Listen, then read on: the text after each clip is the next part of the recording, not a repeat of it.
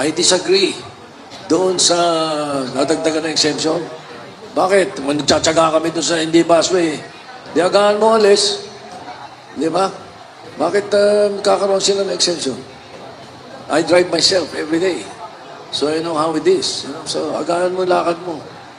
Bakit exemption ka pa? Presidente ka ba ng Pilipinas at exempted ka sa busway? Hindi pwede yun. How does your platform po, how does it support the rapid growth of San Jose del Monte, Bulacan? And siguro po, in general na rin po, how does your platform support yung mga rapidly growing cities like this po? Thank you. Anyone who would like to answer first? Yes, Ito-sen. Thank you. Thank you, sir. One of the main functions of the Senate and senators is to exercise oversight over existing laws. And I think the medical scholarship program that I principally authored, no, yung Doktor para sa Bayan, will be a big help for San Jose del Monte, Bulacan. San Jose del Monte is the largest city in Bulacan in terms of population and land area. And we need more doctors here. So, yung nakikita ko na after 5 years na pinasa namin yung batas na yun, we need to check on the oversight through the Senate. How? Kasi dapat ideally 40 scholars per medical school nationwide, lalo na dito sa Central Luzon. Nakita nyo naman ang kakulangan ng panahon ng pandemic, di ba? Ng kakulangan ng mga doktor. Mas marami ang mga abogado kaysa sa doktor eh.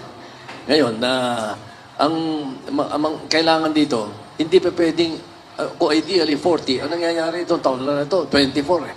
24 lang daw. Bakit? Kasi may problema sa budget daw. Na iba yung budget ng CHED. Yun ang sinasabi nila. So, it's not just the new laws or the laws that are being proposed. It's also oversight on the current laws. So I think it is a major impact on the city of San Jose del Monte. Thank you. Based po sa data, dito po sa San Jose del Monte, 63% po ng population ay productive age. Pero po hamon pa rin yung unemployment rate na nasa 24% at underemployment na nasa 6.59%. So medyo mataas po. Ano po yung magiging legislative measures ninyo para po matugunan itong pagkakaroon po ng mga trabaho at mapalakas pa po yung local industry para po magkaroon ng economic stability dito po sa San Jose del Monte? Saan yung nakuha yung 24%?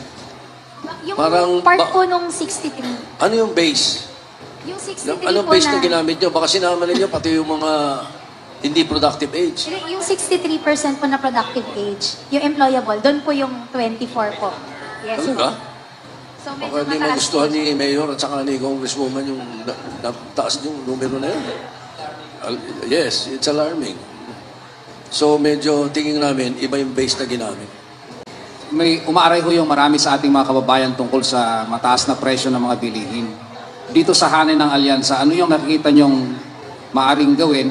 Number one, para magkaroon tayo ng food security. Pangalawa, yung tulong sa ating mga magsasaka at saka yung stable na presyo ng mga paunahing bilihin dahil napakataas. So, maliban lang, siyempre, sa presyo ng kamatis na sobrang bumagsak sa ngayon. Thank you. Salamat.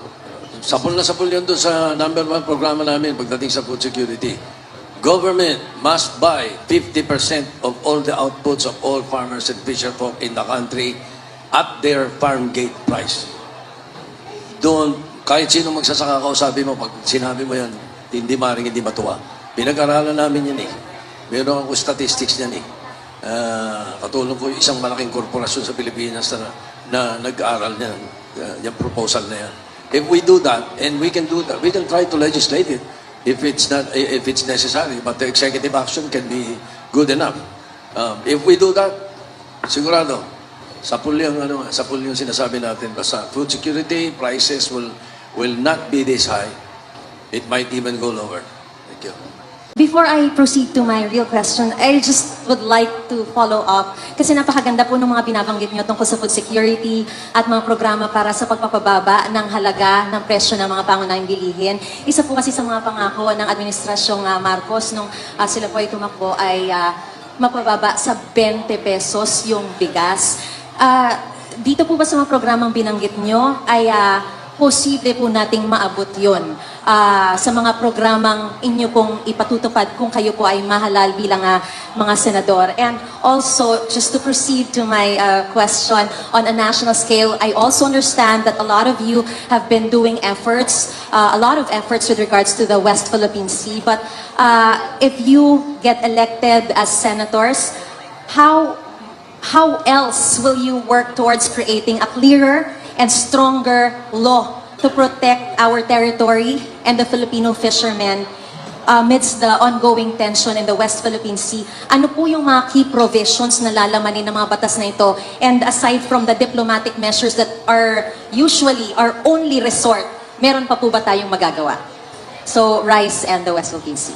Unahin po muna natin ang kanyang katanungan tungkol sa maaari niyong gawin para maabot ang 20 pesos per kilo na bigas. Sino po ang... Yes, go ahead, Tito Sen. Hindi ko na nasabay. Malaki ang possibility na pwede. Doon sa proposal namin, 50% ang output na lahat ng magsasaka, bibilin mo at their price. Malaki ang possibility na talagang bumaba. I cannot pinpoint what the price would be, but definitely that is the intent nung proposal na yun para nga bumaba at makinabang ang magsasaka. Ngayon, doon sa West Philippine Sea, I think the original bill that I filed was more or less encompassing. But I will turn it over to the one who passed it in the 19th Congress. Kasi 18th Congress ko pinas yun final yun Hindi naman napasa. 19th Congress may mga binago. So perhaps Senator Tolentino may be able to answer directly your question. Thank you. Since napag-uusapan na rin po yung mga mahalagang sektor at issue natin sa lipunan ngayon, I would like to ask about sa concerns naman for power and internet service. So to ease the burden of many Filipinos, many are pushing for the removal of value-added tax on power and internet service.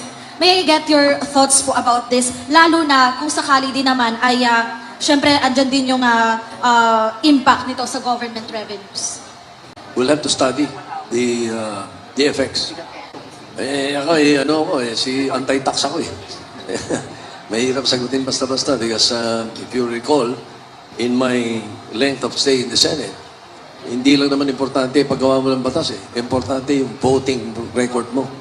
Yung kailangan meron ka nung tinatawag na excellent voting record. I voted against GATT. I voted against EPIRA. I voted against oil deregulation. So medyo kakampi ko ng mga gustong magtanggal ng bat.